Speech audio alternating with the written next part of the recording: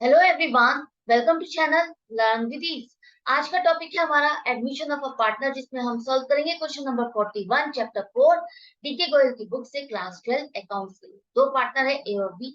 Ratio है 3:2। नया partner C आ रहा है 1/3 शेयर ऑफ प्रॉफिट के लिए। कैपिटल 2 लाख ला रहा है। पूरे फर्म की गुडविल है 1.5 लाख रुपए। आपको तीन केसेस दिए गए हैं जिनमें आपको जर्नल एंट्रीज बनानी है। तो सबसे पहले देखो, आपको यहाँ पर निकालना क्या है, इंफॉर्मेशन क्या चाहिए ताकि आप अपनी ये जर्नल एंट्रीज बना सकें। तो सबसे पहले वाले केस के अकॉर्डिंग अगर हम देखें तो उसमें आपको चाहिए कि सेक्रीफाइसिंग रेशियो और सी का शेयर ऑफ गुडविल क्या है, जो कि वो नहीं लाया। क्वेश्चन में नहीं दिया गया कुछ भी गुडविल के बारे में कि सी ला रहा है या नहीं, तो आप यही मान के चलोगे कि सी गुडविल का शेयर नहीं लेकर आया। तो अगर वो गुडविल का शेयर नहीं लेकर आ रहा है, सेक्रीफाइसिंग रेशियो चाहिए और उसका शेयर चाहिए। किस तरह से निकालोगे, देखो। ओल्ड रेशियो आपके पास है 3:2। सी का शेयर ऑफ प्रॉफिट 1/3 है। तो आपको याद हो कि मैंने आपको बहुत बार क्वेश्चन में अब आपको बता चुकी हूँ, आपको ये चीजें अपने प्रैक्टिस और एक्सपेरिमेंट से समझनी होगी कि जब रिमेनिंग प्रॉफिट जो बच जाता है न्यू पार्टनर को शेयर ऑफ प्रॉफिट देने के बाद, रिमेनिंग प्रॉफिट अगर ओल्ड पार्टनर्स में उनकी ओल्ड रेशियो में डिस्ट्रीब्यूट किया जाएगा तो वही आपकी सेक्रीफाइसिंग रेशियो है, क्योंकि उनका कंट्रीब्यूशन उसी रेशियो में होगा जिस रेशियो में उनकी ओल्ड रेशियो है। न्यू रेशियो में उन्होंने अपने नए प्रॉफिट को डिस्ट्रीब्यूट किया है। आई होप आपको समझ में आ गया। इसके बाद सी का शेयर ऑफ गुडविल क्या रहेगा, जब उसका शेयर ऑफ प्रॉफिट ये है 1/3 है, तो गुडविल में भी शेयर इसका 1/3 ही होगा। तो आपको शेयर ऑफ गुडविल निकालना है तो 1/3 1,50,000 का निकालोगे 50,000। अब यहाँ इस पॉइंट के बाद आप जर्नल एंट्रीज बना सकते हो। लेकिन जो स्टूडेंट्स नए हैं उनको कॉन्सेप्ट अगर क्लियर नहीं है तो उनके लिए मैं आगे और आपके रिवीजन के लिए इसे आगे सॉल्व करते हैं।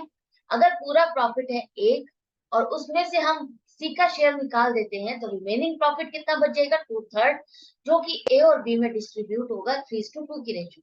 तो ए का शेयर कितना हो जाएगा, 2/3 जो शेयर ऑफ प्रॉफिट है उसको इस रेशियो में डिस्ट्रीब्यूट करते हो तो नई रेशियो आ जाएगी 2/5, जिसके अकॉर्डिंग आगे चल करके उसको प्रॉफिट मिलेगा। ऐसे ही बी का निकाल लेते हो, 4/15 आएगा, उसको आगे चल करके इसके अकॉर्डिंग प्रॉफिट मिलेगा और न्यू प्रॉफिट शेयरिंग रेशियो निकाल लोगे। तीनों की आपके पास फ्रैक्शन आ गई, रेशियो में कन्वर्ट करो एलसीएम की हेल्प लेकर के 6:4:5। आई होप यहाँ तक क्लियर हो गया। अब आप यहाँ पर खुद भी चेक करो, old ratio minus new ratio करते हो तो क्या आ रहा है आपको, यही आएगा ना। जब आपको सेक्रीफाइसिंग रेशियो निकालनी होती है तो आप क्या करते हो, फॉर्मूला ये अप्लाई करते हो, old ratio minus new ratio. हमें ये अप्लाई करके देखा तो यहाँ पर देखो कितना आ रहा है। ए ने कितना सेक्रीफाइस किया, 3/15। बी ने कितना सेक्रीफाइस किया, 2/15। अगर आप इसको रेशियो में लिखते हो तो क्या आएगी, 3:2। तो क्या हमें इतना लंबा प्रोसेस सब कुछ करने की जरूरत है, हम डायरेक्टली 3:2 हमने जो अपना सीखा है समझा है हम डायरेक्टली वो लिखेंगे और आगे अपनी जर्नल एंट्रीज बनाएंगे। इस तरह से देखो, फर्स्ट केस है जहां पर आपको गुडविल का शेयर पता है सी का, कैपिटल वो लेकर आया है, उसकी एंट्री क्या बन जाएगी, bank account debit 2 lakh. Cash भी कर सकते हो, कुछ भी पर्टिकुलर नहीं लिखा तो आप बैंक या कैश में से कुछ भी डेबिट। सीज कैपिटल अकाउंट को आप क्रेडिट करोगे, उसकी कैपिटल से रिलेटेड ये अमाउंट है तो हम 2 लाख रुपए उसकी कैपिटल अकाउंट में क्रेडिट करेंगे।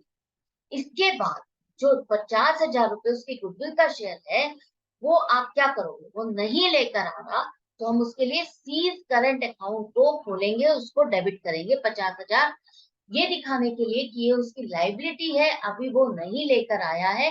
तो सीज करंट अकाउंट को आप डेबिट करोगे, जिस तरह से गेनिंग पार्टनर को आप डेबिट करते हो उसी तरह से हम सी के करंट अकाउंट को यहाँ पर डेबिट करेंगे, ताकि पता रहे हमें कि वो कैपिटल अकाउंट जो उसका है उसको डिस्टर्ब करे बिना ये अमाउंट जो है उसकी गुडविल से रिलेटेड है उसको लेकर आना।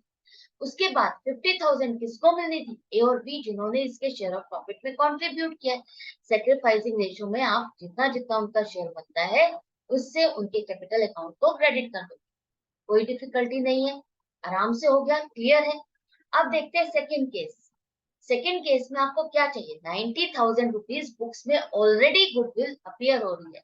इसका मतलब है आपने बिजनेस किसी से परचेज किया था, एक्सेस अमाउंट से गुडविल आपने पे की थी, उसकी कंसिडरेशन पे की थी, तो आपने बुक्स में एसेट में शो किया हुआ है 90,000। ये गुडविल आपकी अपीयर हो रही है, तो ये गुडविल आप राइट ऑफ करोगे। जो पहले से बुक्स में अपीयर हो रही है, इसका मतलब है वो आपकी बैलेंस शीट में शो हो रही है, इसको आपको राइट ऑफ करना है।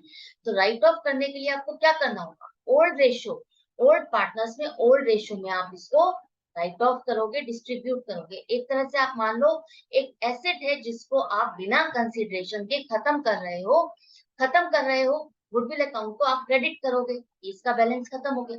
और ये आपको कुछ इनकम नहीं हो रही, लॉस हो रहा है, इसको आप खत्म कर रहे हो, लॉस हो रहा है, तो लॉस कहाँ जाएगा, ओल्ड पार्टनर्स का इससे रिलेटेड है, तो ओल्ड पार्टनर्स की ओल्ड रेशियो में ही आप इसको डेबिट करोगे, ओल्ड पार्टनर्स की कैपिटल अकाउंट।